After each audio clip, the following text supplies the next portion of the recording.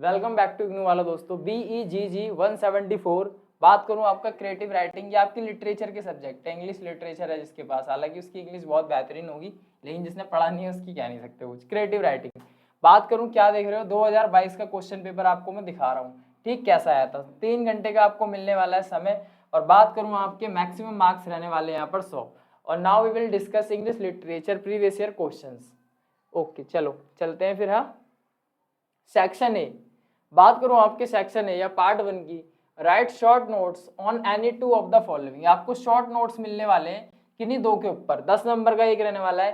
Can creative writing be taught, ये पूछ रहा है क्या क्रिएटिव राइटिंग को सिखाया जा सकता है, इज इट पॉसिबल और नॉट।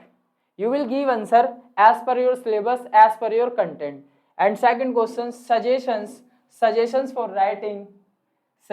राइटिंग अबाउट वुमेन, क्या suggestions for writing like women's के ऊपर कोई कुछ लिखने के लिए, या आपको कोई सजेशन अबाउट वुमेन, तो उसके ऊपर कैसे कैसे सजेशन हो सकते हैं। ठीक, तो आपको उसके बारे में यहाँ पर बताना है। Difference between old and new media, and what is the difference between old and new media, you know very well about that. In today's world, we know that there are lots of news channel and mass communication like Aaj Tak, NDTV News, CNBC, BBC. These are examples of new media. And if I will talk about like Doordarshan, DD and etc., these are examples of old media. And now you will show the difference between both of them. बात करें आपकी question D, types of publishing आपको पता ही होगा, publishing house होते हैं, आपकी books वगैरह जो छपती हैं, आप जहां भी से भी पढ़ रहे हैं या चीजों को समझ रहे हैं, तो आपको उसके टाइप्स बताने, कितने टाइप्स इसके हो सकते हैं। ठीक, और जिन भी क्वेश्चनों पे मैं स्टार लगाऊंगा आपको ध्यान रखना है वो क्वेश्चन आपके रिपीट है, तो ध्यान से आपको देख लेना है। चलिए क्वेश्चन नंबर 1, कोई दो करने आपको, ठीक, ऐसा नहीं है कि चारों करने, 4 आते हैं, नंबर आपको फिक्स ही मिलेंगे। What are some guidelines for creative writing? Discuss in detail. Like you know that very well. Before exam and after exam, we have some rule and regulation while attempt any single thing. हमें कुछ निर्देश, दिशा निर्देश दिए जाते हैं जो हमें पढ़ने पड़ते हैं एग्जाम से पहले। जैसे टीचर बताता है आप कोई भी फोन कैरी नहीं करोगे, आप किसी से बात नहीं करोगे, कुछ आपके पास नकल वगैरह, ये तो मैं एग्जाम की बता रहा हूँ। यहाँ पर जो पूछी जा रही व्हाट आर द गाइडलाइंस, ऐसे ही क्रिएटिव राइटिंग के लिए भी कुछ हमारे दिशा निर्देश या गाइडलाइंस दी जाती है, आपको उसको डिस्कस करना है डिटेल में। डिस्कशन 2 तरीके के होते हैं, एक तो होता है बस बता दिया कि नकल नहीं लानी, डिटेल वाला 3 साल के लिए रस्टिकेट कर दिया जाएगा, उसके बाद पूरे भारत में कहीं एडमिशन नहीं मिलेगा, ये होता है डिटेल। चलिए ठीक, दूसरा, what are some ways in which you can make short story interesting elaborate.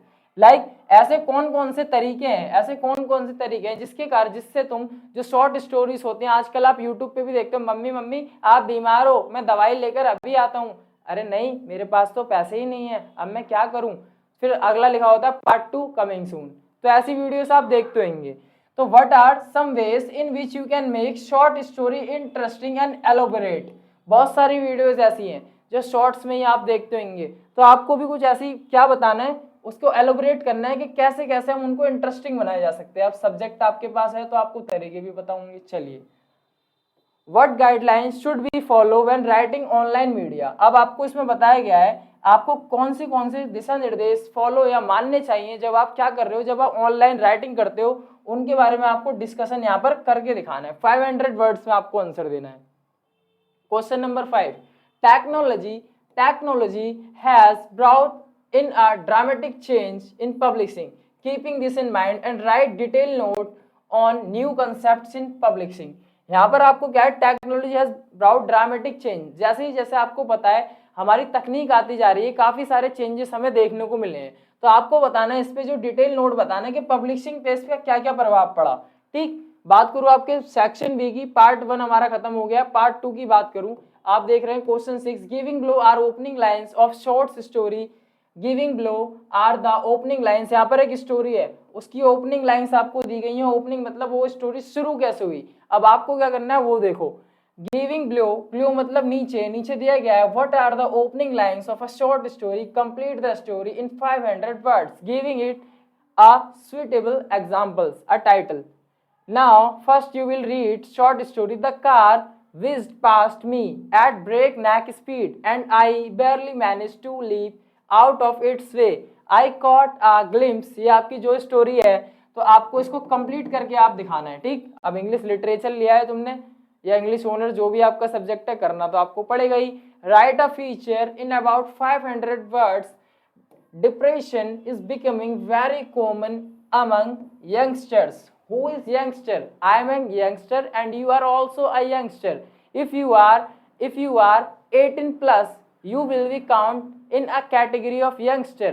Now you will discuss how depression and other psychological issues find in youth.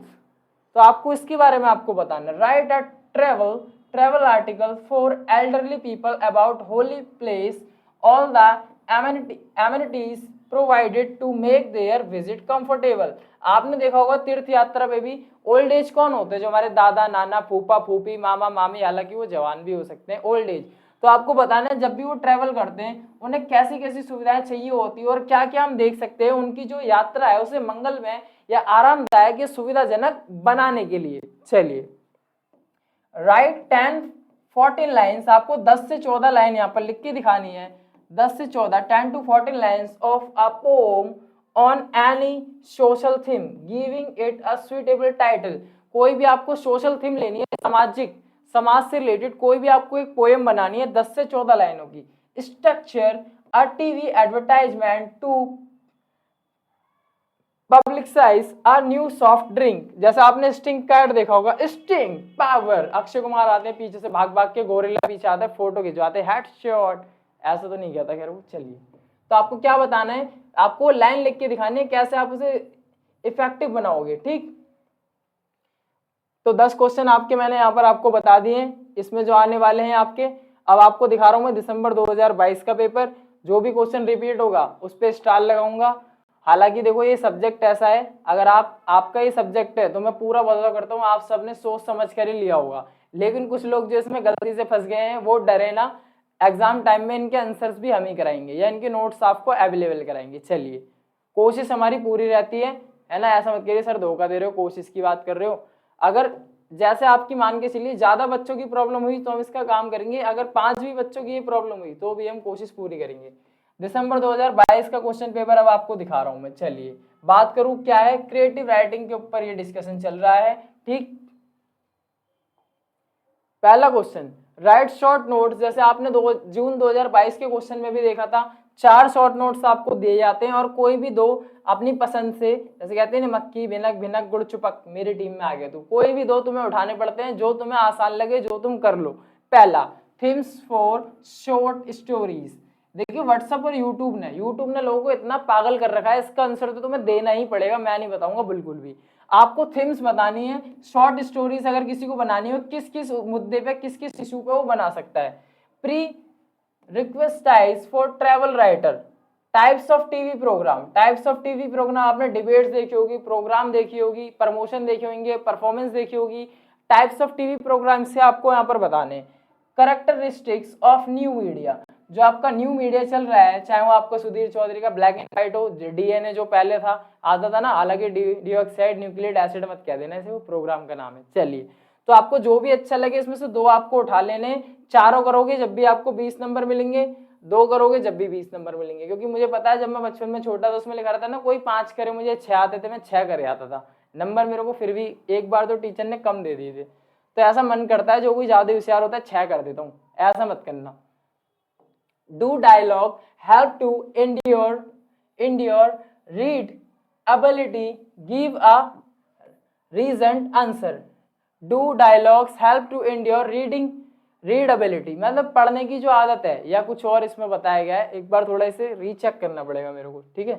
इसे रोकता हूं मैं। अगला, write a detail note on experimental stories and what innovations have taken place in this जनर।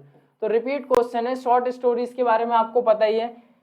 Right a broadcast, ये देखिए ये भी repeat question है, पहले मीडिया के बारे में पूछा गया था, अब आपसे ब्रॉडकास्ट के बारे में। Actually writing for the do you agree, give reasons for your answers. What are the kinds of editing that manuscript goes through before being published? Elaborate। कोई भी चीज जो आप बनाते हो, जैसे ये वीडियो हम बना रहे हैं, इसमें कुछ गलतियां हो सकती है, इसमें कुछ मिसअंडरस्टैंडिंग या गलत इंफॉर्मेशन हालांकि ना के बराबर जाती है 1%, क्योंकि we are also human like you, तो गलतियां हो जाती हैं, पर कोशिश पूरी रहती है कंटेंट 100% ऑथेंटिक रहे। चलिए, तो मैं बता रहा हूँ ऐसा जो भी फाइनलाइज करने से पहले हम भी अपनी वीडियो को देखते हैं, रिव्यू करते हैं, उसके बाद इसे डाला जाता है आपके लिए।